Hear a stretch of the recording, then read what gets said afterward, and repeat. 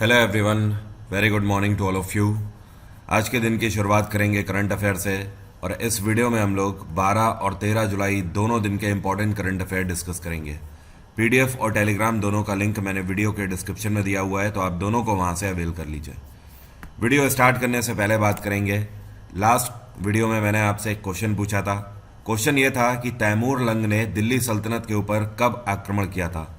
बहुत सारे स्टूडेंट ने यहाँ पर सही आंसर किया है। सही आंसर था यहाँ पर 1398 एडी। 1398 में तैमूर लंग ने दिल्ली सल्तनत के ऊपर आक्रमण किया था। इस टाइम पर दिल्ली का शासक था नासिरुद्दीन महमूद शाह। कौन? नासिरुद्दीन महमूद शाह। और इसी के बाद से कभी भी जो तुगलक वंश है ये शासन नहीं कर पाया, और उसके बाद सीधे 1414 में सैयद वंश की स्थापना हुई थी। तो ये जो बैटल है, या आप बोल सकते हो ये जो अटैक है दिल्ली के ऊपर तैमूर लंग का, ये काफ़ी इंपॉर्टेंट है, हमेशा आपसे पूछा जाता है। अब चलिए शुरू करते हैं आज के करंट अफेयर। पहला क्वेश्चन है, आईएमडी जिसको हम लोग बोलते हैं इंडिया मेट्रोलॉजिकल डिपार्टमेंट, इसके द्वारा अभी हाल ही में ये कौन सा शहर है भारत का जिसके लिए ऑरेंज अलर्ट डिक्लेयर किया गया है? तो ऑरेंज अलर्ट डिक्लेयर किया गया है मुंबई के लिए। इसका सीधा सा मतलब है कि अगले 3 दिन तक मुंबई में आईएमडी का प्रेडिक्शन है कि भारी बारिश हो सकती है। पिछले 2 दिन से मुंबई में बहुत ज़्यादा हैवी रेन होने की वजह से 3 लोगों की मौत भी हो गई है। केवल मुंबई ही नहीं, मुंबई के आसपास के और भी कई सारे सब सिटीज़ को भी ऑरेंज अलर्ट जारी किया गया है। आईएमडी की अगर बात करें तो इसकी स्थापना 1875 में करी गई थी। इसका हेडक्वार्टर है नई दिल्ली। अगला क्वेश्चन है, अभी हाल ही में एक किताब लॉन्च करी गई है। इस किताब का नाम है cavalier's take memoirs of a soldier's general. ये किताब किसके द्वारा लिखी गई है? तो इस किताब को लिखा है लेफ्टिनेंट जनरल राजन बख्शी ने। क्या नाम है इनका? राजन बख्शी।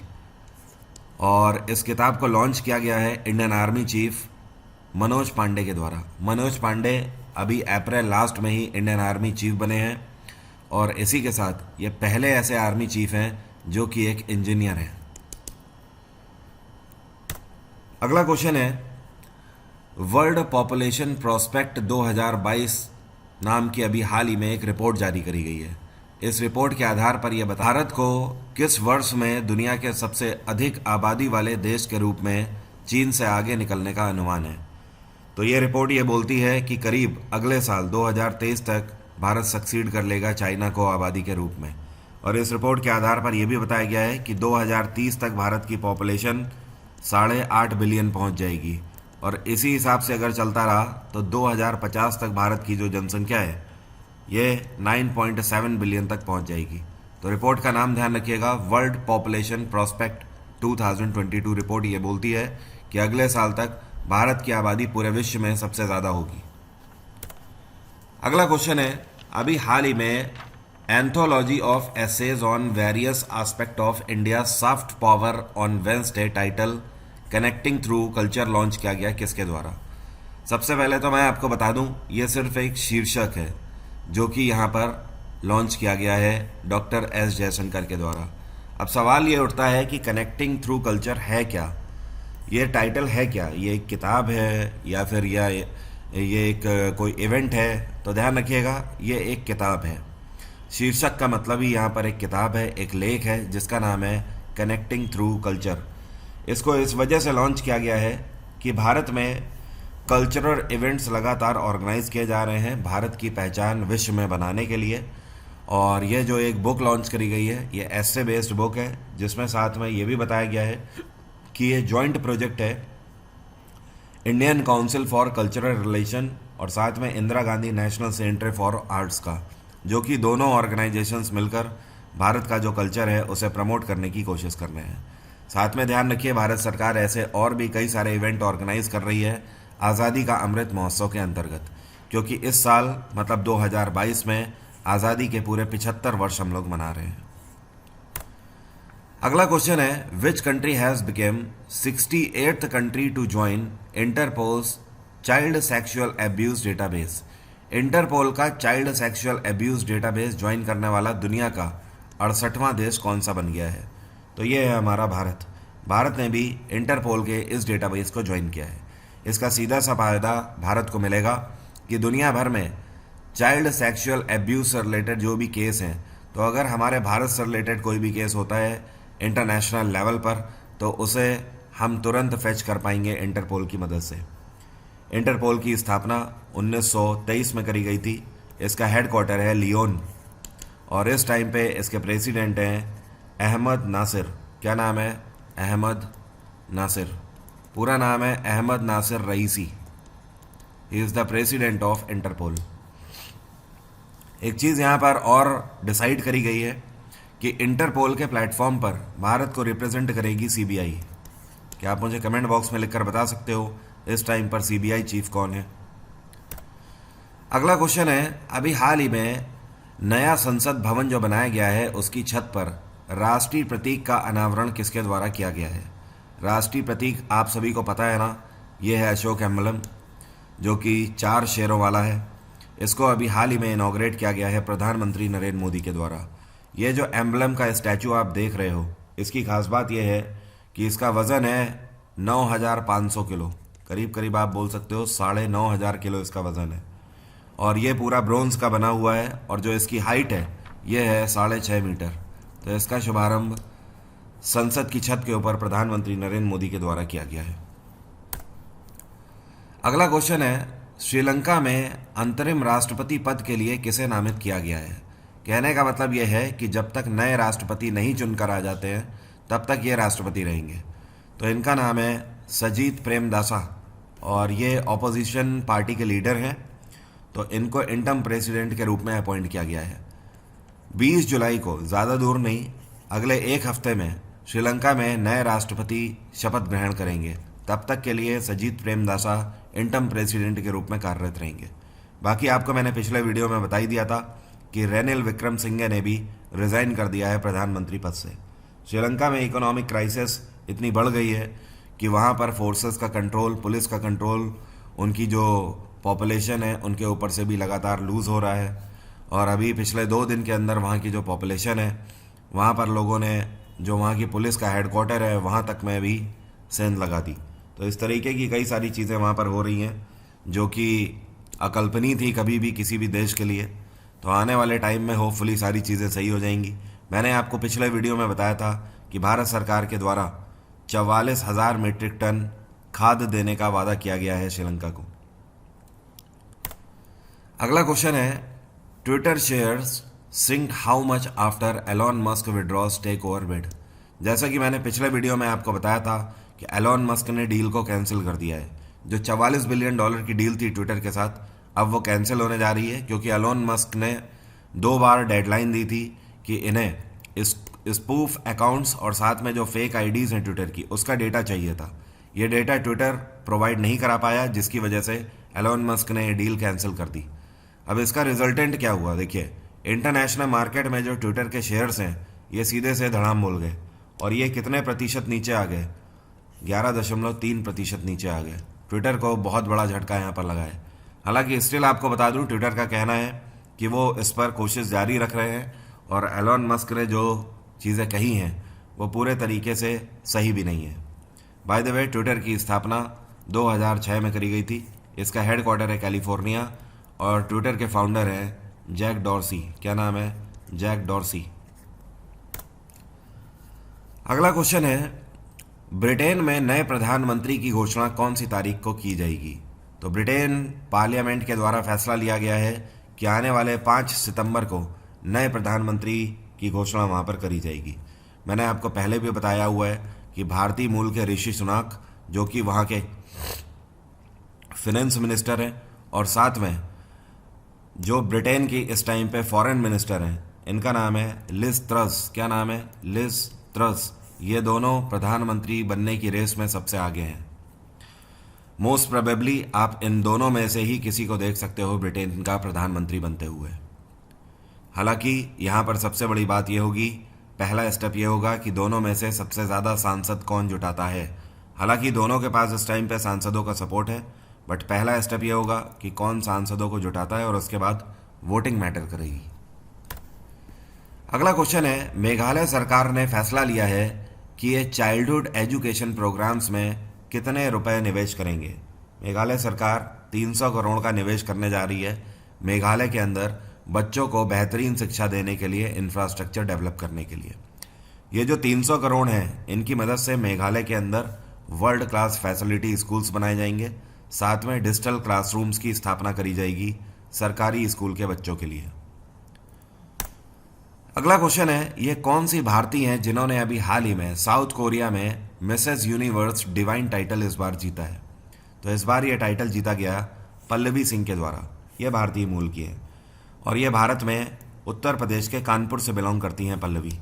इसके अलावा जो फाइनल यहाँ पर हुआ है मिसेस यूनिवर्स डिवाइन टाइटल का, ये हुआ है येसू सिटी में। कहाँ पर? येसू सिटी। ये पड़ता है साउथ कोरिया में। साउथ कोरिया की कैपिटल है सियोल। अगला क्वेश्चन है, जीई हेल्थ केयर के द्वारा पहली इनोवेशन लैब 5G से रिलेटेड लॉन्च करी गई है भारत के कौन से शहर में? तो पहले तो आपको बता दूं, जीई हेल्थ केयर जो है ये एक अमेरिकी कंपनी है और भारत में 5G इनोवेशन लैब इन्होंने लॉन्च करी है बेंगलोर में। कहने का मतलब ये है कि बहुत जल्द ये कंपनी भारत के अंदर 5G टेक्नोलॉजी से related pro level platform launch करने की फिराक में है।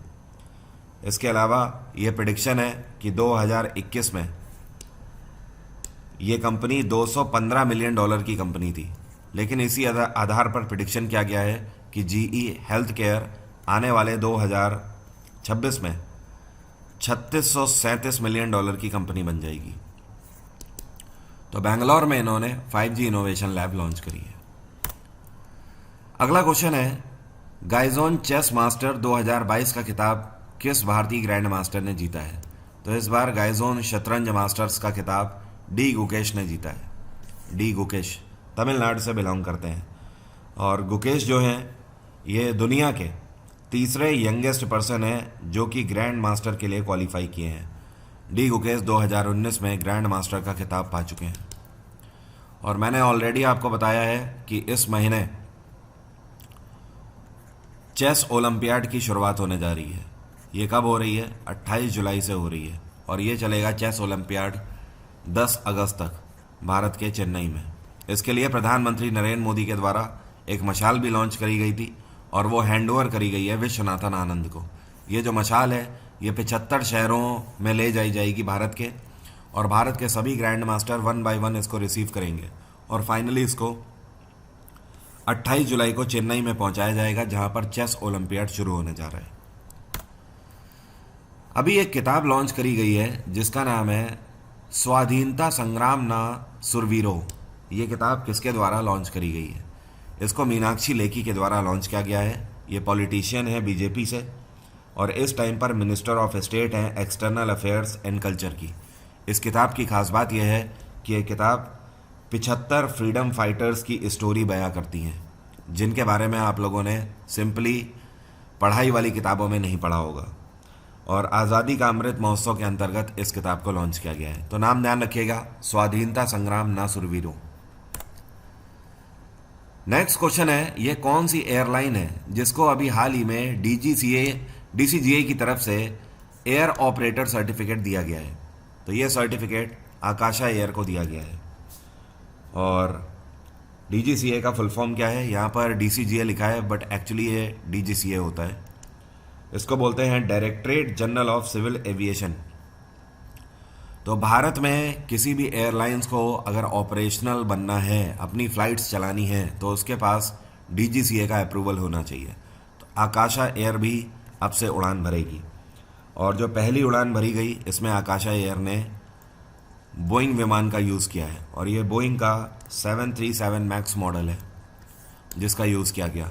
आकाशा एयर कंपनी की स्थापना अभी हाल ही में दिसंबर 2021 में करी गई है। इसका हेडक्वार्टर है मुंबई और ये कंपनी है राकेश झुनझुनवाला की। राकेश झुनझुनवाला ये एक फेमस बिलियनियर है। अगला क्वेश्चन है, जो आपको पिक्चर में दिखाई दे रहे हैं व्यक्ति, इनका नाम है मॉन्टी नॉर्मन। इनका अभी हाल ही में निधन हो गया। ये कौन से क्षेत्र से बिलोंग करते थे?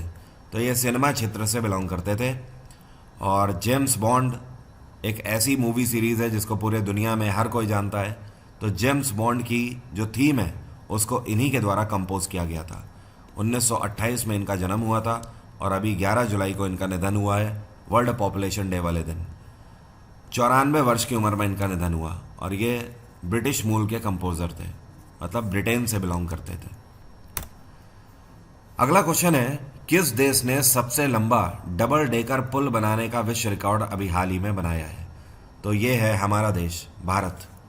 भारत के अंदर नागपुर में अभी तक का सबसे लंबा डबल डेकर पुल इनॉग्रेट किया गया है। देखिए, डबल डेकर पुल का मतलब यह है, एक तो होती है नॉर्मल रोड, और रोड के ऊपर अगर मेट्रो चला दी जाए तो वो क्या हो गया, या रोड के ऊपर एक हाईवे बना दिया जाए तो इसको बोलते हैं सिंगल डेकर। लेकिन इसके भी ऊपर पोल्स के थ्रू एक और बना दिया जाए अगर फ्लोर, फिर चाहे ये मेट्रो हो या फिर हाईवे हो, तो this is called double decker पुल। जैसा कि आप इस पिक्चर में देख सकते हो, नीचे ही आपको नॉर्मल रोड दिखाई दे रही है, उसके ऊपर देखिए एक ब्रिज बना हुआ है और उसके भी ऊपर मेट्रो का एक ब्रिज बनाया गया है। तो this is called double decker bridge, और सबसे लंबा है क्योंकि ये, तो इसकी लेंथ है 3.14 किलोमीटर, करीब करीब आप बोल सकते हो 3.25 किलोमीटर का ये पुल है। और इसको national highway authority of India और साथ में महाराष्ट्र मेट्रो दोनों के द्वारा मिलकर बनाया गया है। इसी के साथ इस पुल को एशिया बुक ऑफ रिकॉर्ड में जगह मिल गई है और साथ में इंडिया बुक ऑफ रिकॉर्ड में भी जगह मिल गई है। आज का वीडियो ख़त्म होने से पहले आपको बता देना चाहता हूँ, क्योंकि ये ऑफ़र आज तक ही है, इस ऑफ़र को आप अवेल कर सकते हो वरुण 777 डिस्काउंट कोड के साथ। मेरा बायोलॉजी का बैच स्टार्ट होने जा रहा है 22 जुलाई को, केवल एक हफ्ता बचा हुआ है। आप लोगों ने बायोलॉजी पढ़ी होगी, शायद आपको नहीं समझ आई होगी। जैसे कि आप लोग बोलते हो कि आप लोगों ने इतिहास पढ़ा था, पॉलिटी पढ़ी थी, बट समझ नहीं आती थी। वैसे ही मेरा दावा है आपको कि अगर आप इस बायोलॉजी बैच को पढ़ते हो तो आसान भाषा में इतनी आपको बायोलॉजी इंटरेस्टिंग लगेगी और समझ आएगी कि आप कभी भी इसका कोई भी टॉपिक भूल नहीं पाओगे। तो आप किसी भी एग्ज़ाम की अगर तैयारी कर रहे हैं तो बायोलॉजी में वहाँ से क्वेश्चन बनते हैं, आप इस बैच को ज्वाइन कर सकते हैं 22 तारीख से अनअकैडमी प्लस में, एसएससी कैटेगरी में। वरुण 777 डिस्काउंट कोड है, इस कोड की मदद से आप इस टाइम पे ये वाला ऑफ़र ले सकते हो और साथ में एक्स्ट्रा 15% तक का डिस्काउंट अवेल कर सकते हो। 10% आपको मेरे कोड से बाय डिफ़ॉल्ट मिलेगा और 5% अगर आप अपने क्रेडिट पॉइंट यूज़ करते हो तो। अगर वो नहीं भी हुआ तो भी ये बेस्ट टाइम है क्योंकि ये ऑफ़र चल रहा है। अब आप देख रहे होगे कि ऑफ़र कम टाइम के लिए आते हैं, पहले ज़्यादा टाइम के लिए आते थे, तो आप इसका फ़ायदा उठाना ना भूलिए। अगला क्वेश्चन है, अभी हाल ही में डेप्यूटी इलेक्शन कमिश्नर के रूप में किसको अपॉइंट किया गया है? तो भारत के नए उपचुनाव आयुक्त बनाए गए हैं अभी हाल ही में आर.के. गुप्ता, और इन्होंने सक्सीड किया है किसको? टी श्रीकांत को इन्होंने सक्सीड किया है।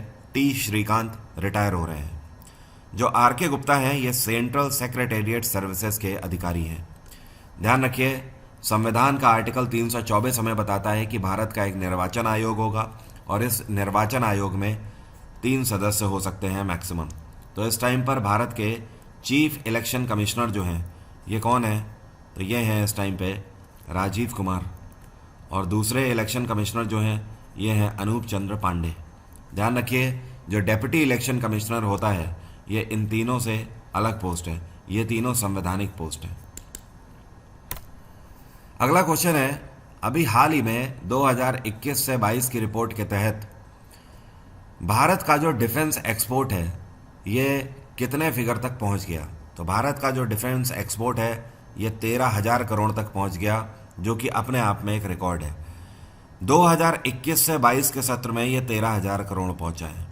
अब यहाँ पर पिछले कुछ सालों का भी मैं आपको बता देता हूँ, जैसे कि 2015 से 16 के सत्र में डिफेंस एक्सपोर्ट का जो आंकड़ा था ये 2059 करोड़ था। इसके बाद अगर बात करें तो 2019 से 20 का जो आंकड़ा है कोविड पैंडेमिक के तहत ये आपका 9,115 करोड़ हुआ। फिर कोविड पैंडेमिक भारत में फैलने लगा तो इसमें भी गिरावट देखने को मिली। 2020 से 21 के सत्र में ये थोड़ा घटकर 8,434 करोड़ हुआ और अब ये सीधा बढ़कर 8,434 करोड़ से 13,000 करोड़ पहुंच गया है। तो ये हमारे लिए खुशखबरी है कि मेक इन इंडिया प्रोजेक्ट के तहत भारत में लगातार जो डिफेंस इक्विपमेंट्स बन रहे हैं उनको दूसरे देश खरीद भी रहे हैं। जैसे कि हाल ही में अभी आपने देखा था जो ब्रह्मोस मिसाइल है इसको फिलीपींस के द्वारा खरीदा गया है। इसी तरीके से जो HAL के द्वारा बनाए गए ALH हेलीकॉप्टर्स हैं ये भी और भी कंट्रीज़ हमसे ख़रीद रहे हैं। जो टैंक्स हैं, जो टारपीडोस हैं, ये सारी चीज़ें और भी डिफरेंट कंट्रीज़ को हम बेच रहे हैं और इसी से हमारा डिफेंस एक्सपोर्ट जो है ये लगातार बढ़ते बढ़ते 13,000 करोड़ तक पहुंच गया है। लेकिन यहाँ पर एक इंटरेस्टिंग फैक्ट मैं आपको बताता हूँ, ये जो 13,000 करोड़ रुपए पहुंचा है हमारा डिफेंस एक्सपोर्ट, इसमें प्राइवेट सेक्टर का जो योगदान है ये 70% है और जो पब्लिक सेक्टर का योगदान है, मतलब सरकारी संस्थाओं का जो योगदान है, ये 30% है मात्र। अगला क्वेश्चन है, हाल ही में किसने पीएम स्वनिधि महोत्सव लॉन्च किया है? तो पूरे भारत भर के 75 शहरों में एक साथ लॉन्च किया गया है पीएम स्वनिधि महोत्सव और इसको urban affairs minister Hardeep Singh Puri के द्वारा लॉन्च किया गया है।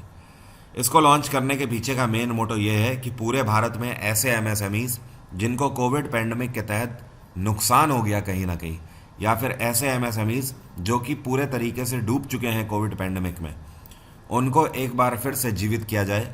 तो इसमें लोन फैसिलिटी उनको दी जा रही है। तो पीएम स्वनिधि महोत्सव के अंतर्गत स्पेशल लोन मेला लगाया जा रहा है पूरे भारत भर के 33 स्टेट और यूटीज़ के अंदर 75 शहरों में। तो इसका फ़ायदा एमएसएमई के लोगों को खास तौर पर होगा।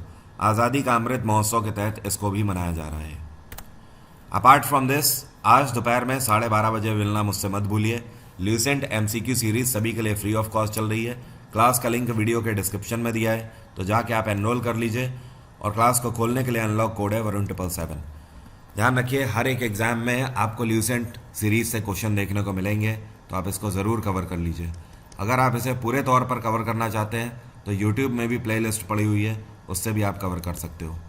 इसके अलावा बायोलॉजी के कोर्स के बारे में मैंने आपको बता ही दिया है। 17 तारीख को स्कॉलरशिप टेस्ट देना मत भूलिए। सुबह 10 बजे एसएससी या बैंक किसी का भी स्कॉलरशिप आप दे सकते हो, ये भी पूरे तरीके से फ्री ऑफ कॉस्ट है। टेस्ट का लिंक भी वीडियो के डिस्क्रिप्शन में मैंने डाल दिया है, इसके लिए भी एनरोल कर लीजिए। इसको भी खोलने के लिए कोड आपको पता ही है, वरुण 777 आप लगा दीजिएगा, ये आपका फ्री ऑफ कॉस्ट खुल जाएगा 17 को सुबह 10 बजे। आपके जैसे यहाँ पर रैंक होगी, उस रैंक के आधार पर आपको रिवॉर्ड्स मिल सकते हैं और साथ में स्कॉलरशिप तो मिलेगी ही मिलेगी। अब रहा आज का क्वेश्चन मेरा आपसे, आपको बताना है 2030 में जो एशियन गेम्स होंगे ये कहाँ पर आयोजित किए जाएंगे। अगर आपको पता है तो मुझे कमेंट बॉक्स में लिखकर जल्दी से बताइए। आज की बात यहीं तक रहेगी। Thank you so much, have a nice day, take care, bye bye. आपका दिन मंगलमय हो।